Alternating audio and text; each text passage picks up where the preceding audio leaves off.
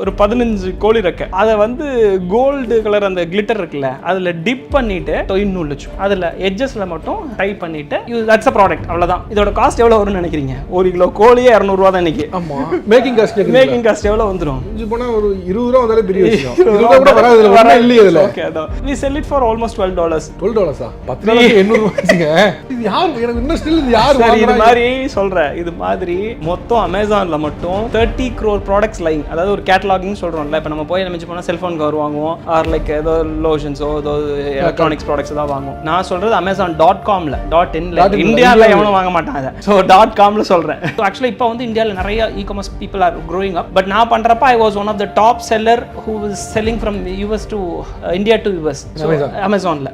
So இருந்தேன். Paper garland அப்படின்னு சொல்லி ஒரு ப்ராடக்ட் இருக்கு. பேப்பர் வச்சு பேப்பர் கார்லேண்ட். ஒன்றும் இல்லை, ஒரு சார்ட் பேப்பர் நம்ம இந்தியாவில் எவ்வளோ காஸ்ட் இருக்கும்? 8 ரூபாய் 6 ரூபா இருக்குமா? அந்த 6 ரூபா பேப்பரை நீங்கள் ரவுண்டாக கட் பண்ணிக்கோங்க. அதுக்கு ஒரு கட்டர்னு விற்கிது, ஒரு 200 இருக்குன்னு வச்சுக்கோங்களேன். 200 கட்டரை வச்சுட்டு ஒரு 10 அடிக்கு ஒரு 15 ரவுண்டு வச்சுக்கோங்க, ஒரு 2 இன்ச் ரவுண்டு. அது ஒரு 10 ரவுண்டு கட் பண்ணி நீங்கள் Amazon.comல அதோட ப்ரைஸ் பாருங்கள். $12.99. That means close to 850 rupees or 900. இன்னைக்கு ரேட் வந்து 84 rupees வச்சுட்டிங்கன்னா கூட 1050 ரூபா. ஒரு 8 ரூபா சார்ட் பேப்பரில் you can make 3 to 4 garlands. அந்த மாதிரியான ப்ராடக்ட்ஸ் தான் நான் சொல்கிறேன். அதாவது the product value should be less than 30 rupees.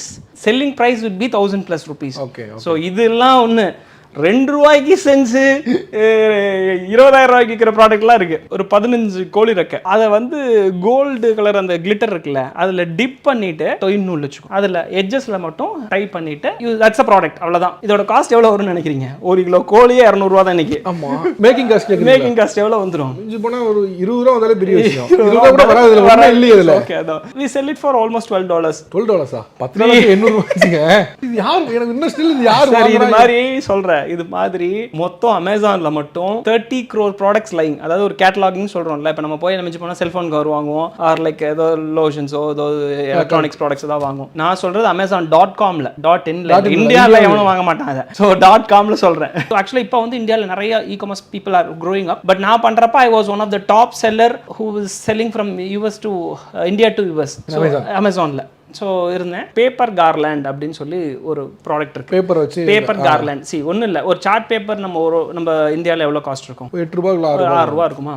அந்த 6 ரூபா பேப்பரை நீங்கள் ரவுண்டாக கட் பண்ணிக்கோங்க. அதுக்கு ஒரு கட்டர்னு விற்கிது, ஒரு 200 இருக்குன்னு வச்சுக்கோங்களேன். 200 கட்டரை வச்சுட்டு ஒரு 10 அடிக்கு ஒரு 15 ரவுண்டு வச்சுக்கோங்க, ஒரு 2 இன்ச் ரவுண்டு.